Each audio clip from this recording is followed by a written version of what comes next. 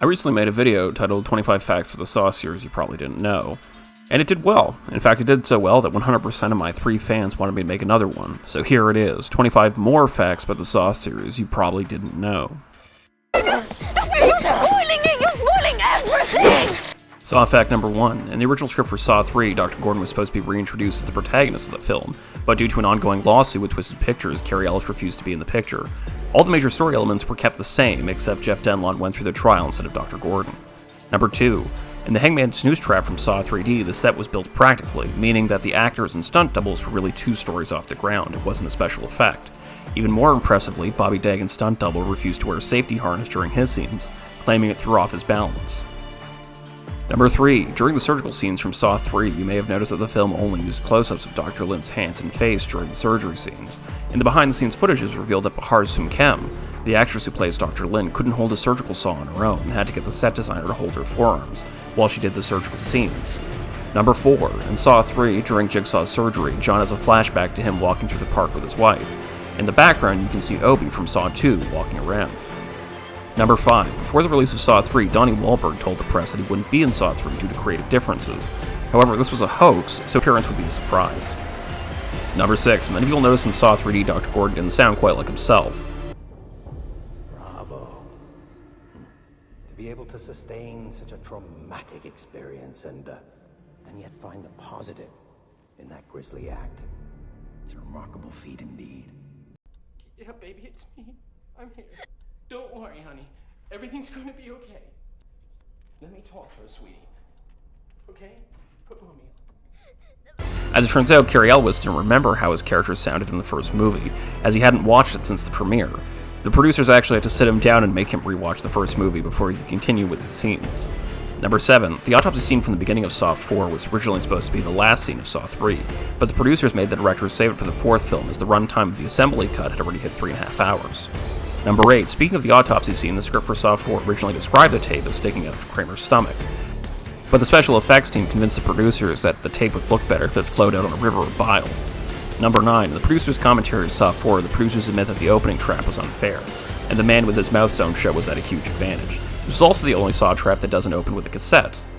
Number 10. Throughout all the Saw films, messages that play on the cassette tapes is constantly being rewritten, not only to fit how the scene has been edited, but also to reflect rewrites in the script. These rewrites can often happen weeks or even months later, and Tobin Bell has a home recording studio where he can re-record these cassette tapes depending on the changes made.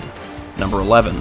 The director of Saw 4 claims that the scalping seat trap was based on a medieval torture technique used during witch trials, where they would wrap a suspected witch's hair around a wooden rod and twist it until her scalp was ripped off.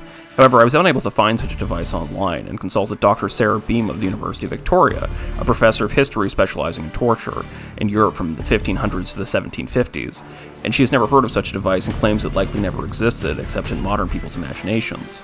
Number 12. The actress who plays Brenda in the scalping seat trap had to wear a wig because the set designer couldn't make a trap that twisted her hair without hurting her.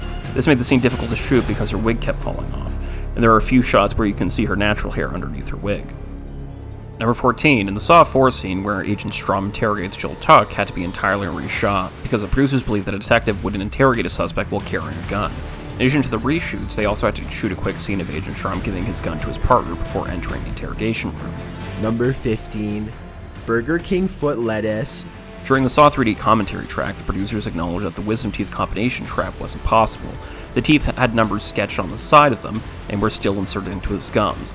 They would have had to be extracted and superglued back in order for the strap to make any sense. Number 16. Also in the Saw 3D commentary track, the producers also acknowledged that the third prong of the impalement wheel did nothing, and it was just there for aesthetic purposes. Number 17. In the Saw 4 producers commentary track, the producers admit the spike trap where the spouses needed to pull rods out of their own body in a way that would be fatal for one partner but not the other was medically impossible. Number 18. The knives in the knife chair trap from Saw 4 were made of wood and were just painted to look like steel, which is actually really impressive. Number 19. During the autopsy scene in Saw 4, there was a professional coroner on set to ensure the scenes looked accurate. He said the one thing they got wrong was that the cassette tape would be in the intestines, not the stomach, by the time the autopsy happened. Number 20. Saw 4 features the most expensive prop in the entire series, the Bomb Squad robot that the police used to go through Jigsaw's lair. It was a real Bomb Squad robot and was rented from the police at what was described as an exorbitant rate. Number 21. The famous water cube trap was based on a scene from MASH where Reverend Francis John Patrick, also known as Father McKelly, had to perform a tracheotomy. Number 22, the secretary from Saw 5 is a real secretary who works for Twisted Pictures, and is also a stand-up comedian. Number 23, to save on budget, multiple car chases have been removed from the Saw series scripts, and according to the producers, almost every script has included just a car chase that had to be removed. Number 24, none of the medical scenes in the Saw series, including the surgery scenes in Saw 3 and 4, were challenged by the MPAA.